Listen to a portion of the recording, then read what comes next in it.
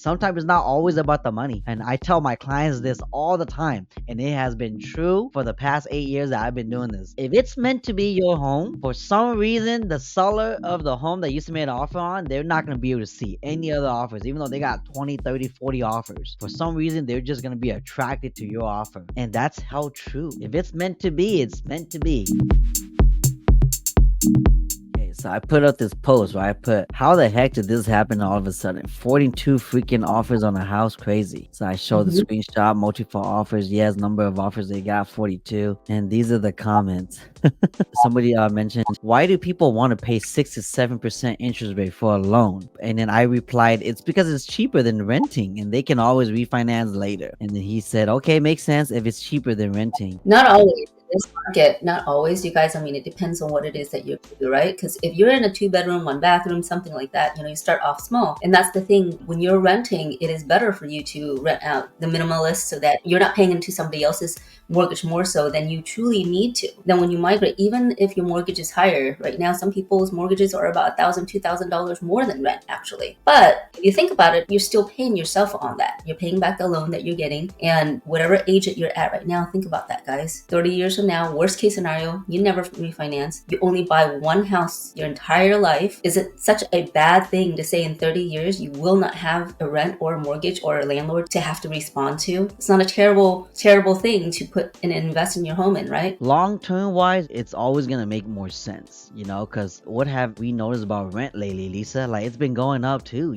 so eventually it'll catch up to it, and you're just gonna have to kind of pick your poison on which one you're willing to pay for it now, because eventually that mortgage may end up being lower than your rent if you are in that area to where rent is actually cheaper. But for how long? Because most landlords I know today aren't putting their tenants in leases. They're putting them in month-to-month contracts. So that way, if they want to change the rent or sell the house and evict you, then they could. They have that flexibility of doing that, So a lot of people I know right now are not in leases, like 2-year leases, 5-year leases. They're in month to month for a reason, So yeah, this guy said it depends. In my area, it's way cheaper to rent, and that's true. Some areas may be cheaper. Buy when people are afraid, and refinance when people feel confident with rate dropping. More saving in the long run. It's always about long run. Like what I've been saying, right now is not really the time for you to buy something and turn around real quick and sell it, because you're probably gonna break even if you're lucky. But most of the time, you're probably gonna under. The people that are doing that right now are people that are investors buying homes that's off the market, super discounted, needs a lot of work that goes into it, things like that. So if you can find something like that all day, by all means, but most of the time, whatever's on the market is going to be market price. And market price, if you're buying it like that, especially people that buy new builds, you're buying it way over market value because they're new. So if you're planning on selling it under 10 years, you're going to lose money guaranteed, unless the market is appreciating like during the Rona ages in 2020. Then you might be able to come out on top, but most likely you're gonna probably be under.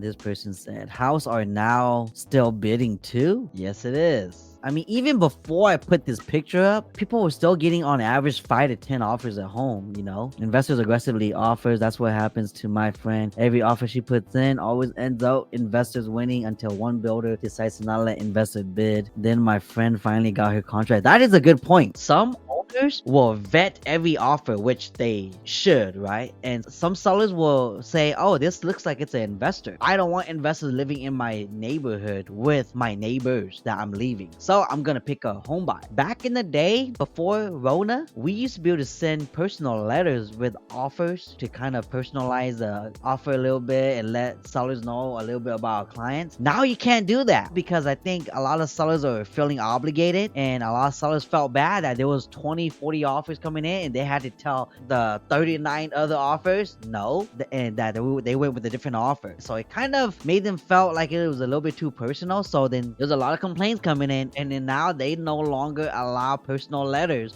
to be attached to offers anymore. Right. They're trying to make it more of a cut and dry type of situation, no more emotional ties to it at all, which is silly in my opinion, just because this is a huge thing. If people are more inclined because they want their home, because my parents sold their home in San Jose. My mom was the same way. She wanted somebody that would take care of her house the way that she would. So it is an emotional thing sometimes, right?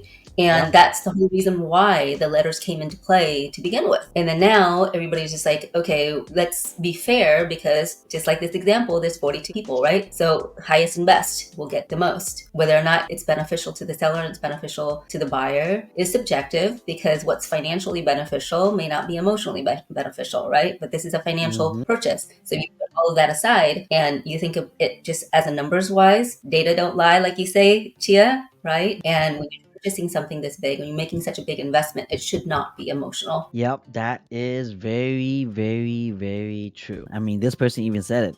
When I sold my house back in 22, which is last year, we made sure it was for a family or couple and not investors. Yeah, see, you could vet the offers, kind of go from there. So not every seller out there is looking to make a profit on their home. They probably already made what they wanted already, and they're glad, and they just wanted to share that same experience with the area to the next family. If you're a seller, you're not vetting your offers. That means making sure they're really, really qualified with a lender that knows what they're doing. And sometimes it's not always about the money. And I tell my clients this all the time, and it has been true for the past 8 years that I've been doing this. If it's meant to be your home, for some reason, the seller of the home that used to make an offer on, they're not going to be able to see any other offers, even though they got 20, 30, 40 offers. For some reason, they're just going to be attracted to your offer. And that's how true. If it's meant to be, it's meant to be. So yeah, vet your offers. But for those of you that want to see the home, is this one. So this home was actually on the market only 5 days, and it was priced at $279,900 to be exact. But in this location, the home is worth a lot more. Let me just show you guys how much this